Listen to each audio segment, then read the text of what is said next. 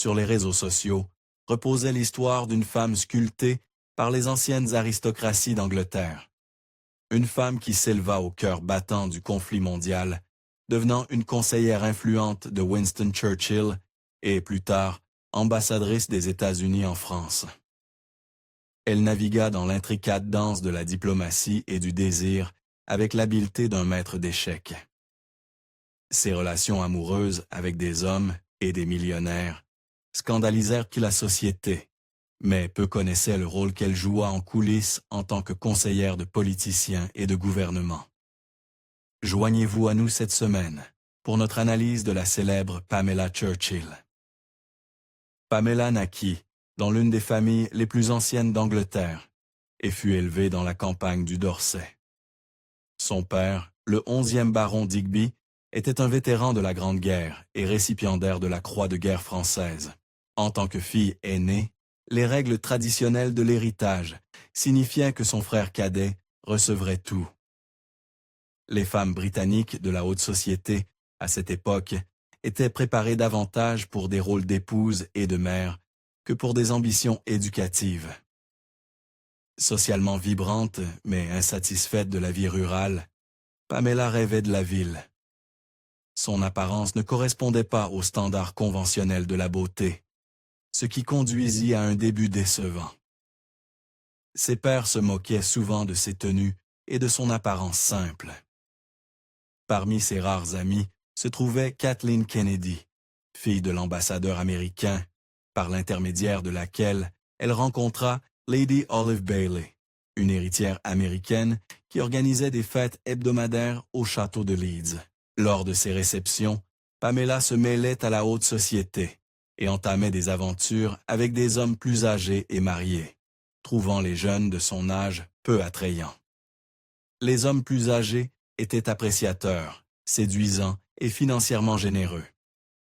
Des qualités que Pamela estimait et qu'elle accueillait avec joie, recevant cadeaux et argent en échange.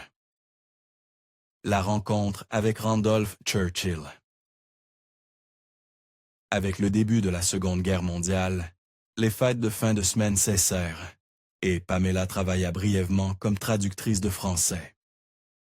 Sa relation avec Randolph, le fils de Winston Churchill, était loin d'être un conte romantique. Randolph était à Londres en quête de divertissement et une connaissance commune lui fournit le numéro de Pamela, la décrivant comme une rousse amusante et facile. Intriguée par sa notoriété, Pamela s'engagea rapidement.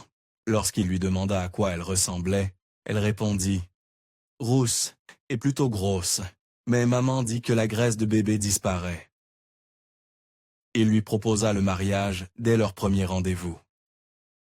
Il était terrifié à l'idée de mourir à la guerre et voulait s'assurer de laisser un héritier mâle.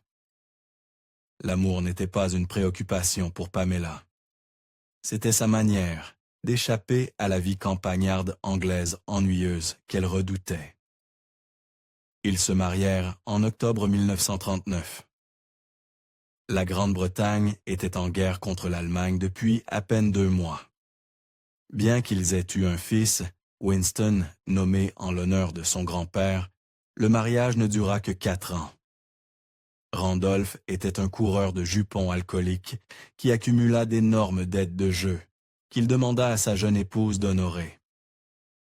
Le mariage était clairement en difficulté et elle commença à réaliser l'importance de l'argent.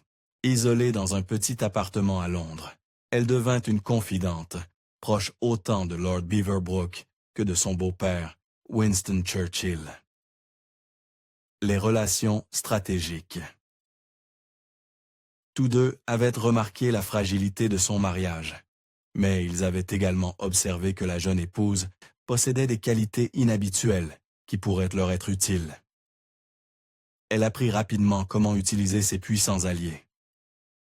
Introduite par l'extravagante socialite Lady Cunard dans une soirée au Dorchester à Averell Harriman, l'envoyé du pré-bail de Franklin Roosevelt, elle fut instantanément attirée par cet Américain riche et séduisant, de 30 ans son aîné. Harriman était l'héritier de la fortune du chemin de fer Union Pacific. Ayant laissé sa femme derrière lui, il était arrivé à Londres en mars 1941, et ils entamèrent une liaison immédiate. Elle connaissait toutes les personnalités importantes de Londres, et put introduire Harriman dans ce nouveau monde anglais. Elle tenait également Churchill et Beaverbrook, informés des pensées de Harriman concernant la position cruciale des États-Unis avant la guerre. Cela se passait avant Pearl Harbor, et bien que peu reconnue publiquement, la relation Harriman-Churchill rapprocha indirectement les États-Unis et la Grande-Bretagne. Pamela passait plus de temps avec le grand Churchill dans son bunker qu'avec son époux Randolph. Elle était infatigable pour répondre aux exigences de Winston et toujours prête à extraire des informations cruciales par des conversations intimes. La vie sociale, en temps de guerre. Bien que son mariage ne prit fin qu'en décembre 1945, Pamela recevait fastueusement depuis un appartement au 49 Grosvenor Square, financé par Harriman et partiellement par Beaverbrook. Son énergie et son optimisme attirèrent les hommes vers elle, et elle les ramenait souvent chez elle. Sa liaison avec Harriman dura jusqu'en octobre 1943, quand Franklin Roosevelt nomma Harriman ambassadeur en Union soviétique, et il quitta Londres. Bien qu'elle restât en contact avec lui tout au long de la guerre, elle apaisa son sentiment de perte avec d'autres romances. Notamment Bill Paley, le puissant magnate américain de la radio CBS, Jack Whitney, l'époux de Betsy Cushing, et Edward R. Murrow, le charismatique journaliste américain autodidacte. Elle était calculatrice, indépendante et opportuniste, et s'arrangeait toujours pour prendre soin de ses hommes. Elle s'arrangeait également toujours pour obtenir quelque chose en retour. Sa liaison avec Murrow commença presque immédiatement après le départ de Harriman pour l'URSS et dura jusqu'en 1946. Un Murrow épris lui demanda de l'épouser, et elle aurait accepté, mais la culpabilité et son jeune fils mirent fin à la romance pour un temps. Son rêve américain semblait s'être éteint. Le Japon se rendit le 8 mai 1945, la même année où son divorce d'avec Randolph fut finalisé. En 1946, Harriman revint à Londres en tant qu'ambassadeur, et leur liaison de guerre se raviva avec la même intensité. Mais il n'y eut aucune discussion sur le fait qu'Harriman quitte sa femme. Ce septembre-là, cependant, Roosevelt mourut, et le nouveau président, Harry Truman, nomma Harriman secrétaire au commerce, et il fut rappelé aux États-Unis. Beaverbrook, toujours prêt à aider en échange d'informations, offrit à Pamela un emploi à New York dans son bureau du Daily Express, mais cela causa trop de dissensions. Une chose était d'avoir une liaison en temps de guerre à Londres, avec sa femme restée en Amérique, mais reprendre la liaison en Amérique était politiquement dangereux. Ainsi, Beaverbrook la renvoya à Londres, où il lui demanda d'écrire une chronique pour l'Evening Standard, ce qui n'était pas exactement le traitement qu'elle souhaitait. Londres, après la guerre, n'était tout simplement plus la même. C'était une scène déprimante de l'après-guerre, avec Churchill hors du pouvoir et un parti travailliste s'efforçant de diriger un pays victorieux mais meurtri. Elle semblait étrangement déplacée. À 28 ans, divorcée, non fiancée, ni impliquée avec personne et sans emploi significatif. L'aventure parisienne.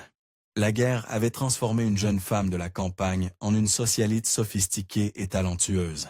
Mais maintenant que la guerre était terminée, peu de gens en Angleterre avaient beaucoup de sympathie pour la sirène opportuniste. Elle était seule à Londres avec son jeune fils Winston. Elle serait certainement partie aux États-Unis, où vivaient nombre de ses amants. Mais elle semblait désormais abandonnée. Mal à l'aise avec son travail d'écriture pour l'Evening Standard, elle se tourna à nouveau vers Beaverbrook. Toujours prêt à aider et avide de ragots internationaux, il lui offrit un emploi à Paris, pour rendre compte des activités sociales des riches magnates de la navigation, Stavros Niarchos et Aristote Onassis, ainsi que du prince Ali Khan, fils du fabuleusement riche Aga Khan, leader spirituel des musulmans ismaéliens. Ali Khan était à ce moment-là le playboy le plus notoire du monde, avec un vif intérêt pour les courses de chevaux et les femmes. Ainsi, l'ambitieuse Pamela changea complètement d'orientation et s'installa à Paris, une ville qui vivait une renaissance exotique après la libération de l'occupation allemande. Khan l'invita à dîner et une intimité commença. Elle apprit beaucoup de lui. Il était brun, extrêmement séduisant et capable de concentrer son attention sur sa proie féminine, excluant tous les autres, peu importe leur beauté ou leur importance. La réputation de Pamela l'avait également précédée, et elle apprit, lors de cette brève liaison, à appliquer toutes ses considérables compétences sociales pour répondre aux besoins d'un homme. Pendant un temps, ils furent inséparables, mais ensuite, Rita Hayworth entra dans la vie d'Ali, et son attention se détourna, tout comme celle de Pamela, Gianni Agnelli et les années dorées. Une nuit, une vedette à moteur s'arrêta au pied de la terrasse d'Ali, dans le sud de la France, et elle vit la silhouette ciselée de Gianni Agnelli. Laissant son jeune fils Winston à un ami, elle accepta l'invitation d'Agnelli pour aller à Monte-Carlo, d'où elle poursuivit sur son yacht jusqu'à Capri. Elle était à nouveau amoureuse. L'empire Fiat d'Agnelli, à cette époque, valait des millions, probablement l'homme le plus riche d'Italie. Ignorant le fait que Fiat avait fabriqué des camions pour Mussolini pendant la guerre, Pamela concentra toute son attention à lui plaire. On disait que Pamela Churchill pouvait repérer un homme riche dans une pièce pleine, les yeux bandés. En 1948, elle avait acquis une sagesse mondaine. Sa relation avec Agnelli était une combinaison parfaite. Elle avait l'homme et la classe. Il était riche. Pamela aimait Paris et la vie. Le jeune Winston était placé dans un internat suisse, tandis qu'elle papillonnait avec Agnelli de Paris à Rome, Sainte-Moritz, le sud de la France, Londres et Turin. Plus tard, elle déclara que les 5 années suivantes, après 1948, furent les plus heureuses de sa vie. Elle était si déterminée à épouser Agnelli qu'elle se convertit au catholicisme. Elle tomba même enceinte de lui, mais fut contrainte d'avorter en Suisse, car Agnelli ne voulait pas renoncer à sa liberté. La fin avec Agnelli. La fin avec Agnelli. Au bout de la 4e année de leur liaison, la relation devint tendue. Agnelli était incapable de fidélité et n'avait pas l'intention d'épouser une femme de son milieu, bien qu'elle l'ait soignée après un grave accident de voiture qui faillit entraîner l'amputation d'une jambe. En 1953, alors qu'il était encore à l'hôpital, il mit enceinte Marella Caracciolo Agnelli, une jeune fille amoureuse de lui, depuis son adolescence et issue d'une noble famille catholique. Un avortement était impossible, alors, avec elle enceinte de 3 mois, et lui encore sur des béquilles, ils remontèrent l'allée. En guise de cadeau d'adieu, il offrit à Pamela un Bentley, un appartement et une importante somme d'argent. Baron Ely de Rothschild. Bientôt, Pamela trouva un nouvel homme. Le baron Ely de Rothschild, l'un des hommes les plus riches de France. Lui aussi fut captivé par le caractère pétillant de la jeune aristocrate anglaise, désormais dans la trentaine, et par sa facilité et son talent à répondre à tous ses besoins. Pas seulement dans sa chambre, mais aussi dans son amour débordant pour les arts. Elle enrichit ses connaissances en meubles, arts, vinification, histoire et chevaux durant ses années avec Rothschild. Quand l'épouse du baron découvrit la liaison, elle conduisit sa voiture directement dans le Bentley de Pamela. Les 2 femmes s'en sortirent indemnes. Elle continua à avoir d'autres hommes, les armateurs grecs Stavros Niarchos et Aristote Onassis, le noble espagnol et pilote de course marquis de Portago, et Charles Weizmann, un millionnaire texan. La duchesse de Windsor lui donna également quelques conseils utiles pour vivre dans un monde coûteux, habillé par Dior, Balenciaga et Chanel. et faire payer la facture aux autres. Louise de Villemorin aussi, qui tenait un salon au sud de Paris et collectionnait autant les maris que les amants, fascina Pamela. C'était une élève rapide et enthousiaste. En 1958, Pamela avait 40 ans, et sa liaison avec de Rothschild avait duré 6 ans. Elle avait connu une belle période à Paris, et il était temps de penser à son avenir. Ces 10 années en France avaient été amusantes et fructueuses, et elle avait beaucoup appris. Pamela tourna son attention vers d'autres intérêts romantiques, dont le célèbre agent et producteur Leland Hayward, qui était marié à la socialite américaine, plus tard connue sous le nom de Slim Keith. Durant une période tumultueuse de son mariage, Hayward fut captivé par Pamela, ignorant son passé scandaleux. Le nom Churchill l'enchanta. Après quelques semaines, il lui proposa le mariage. Pamela vendit sa maison à Paris, s'installa à New York et épousa Hayward dans une modeste cérémonie civile. Ensemble, ils achetèrent un appartement sur la 5e avenue, directement en face du Metropolitan Museum of Art. Ils organisaient des dîners somptueux qui attirèrent des personnalités comme le duc et la duchesse de Windsor, Gloria Guinness, Henry et Jane Fonda, et Laurence Olivier.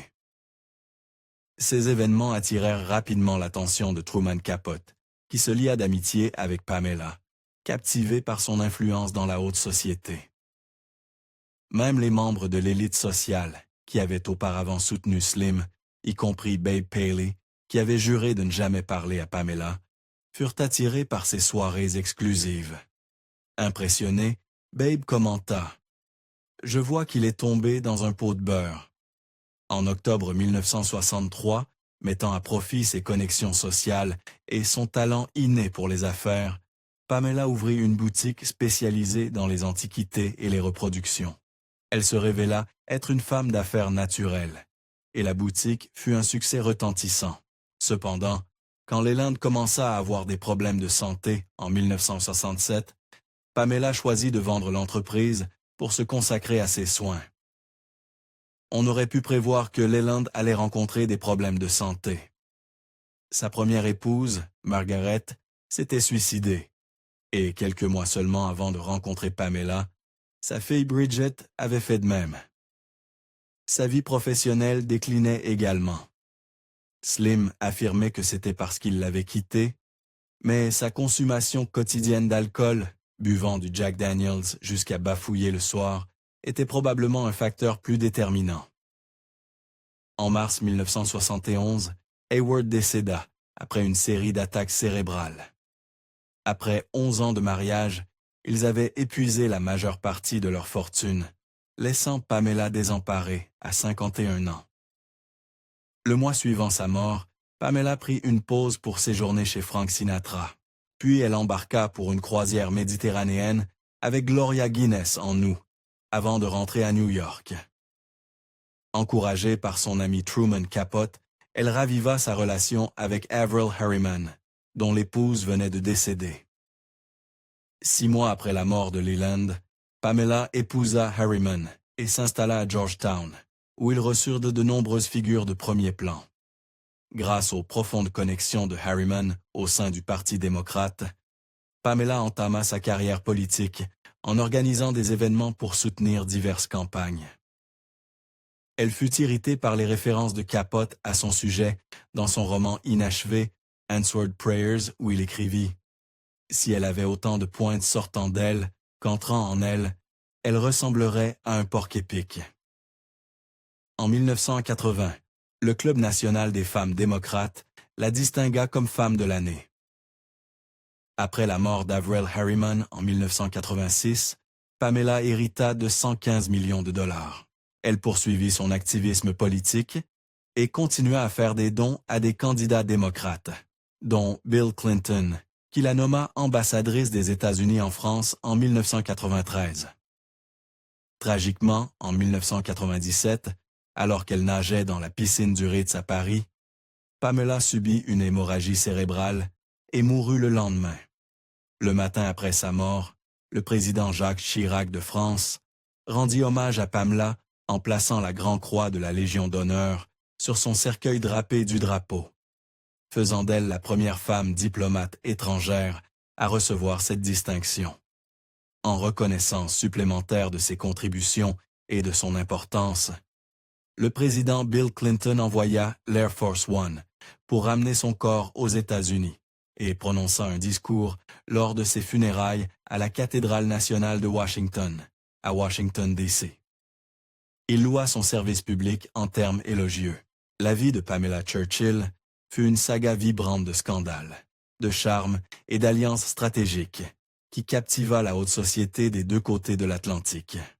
Connue pour sa présence séduisante et ses relations complexes avec des hommes influents, Pamela se tailla une place au sein de l'élite mondiale, souvent entourée de controverses et d'intrigues.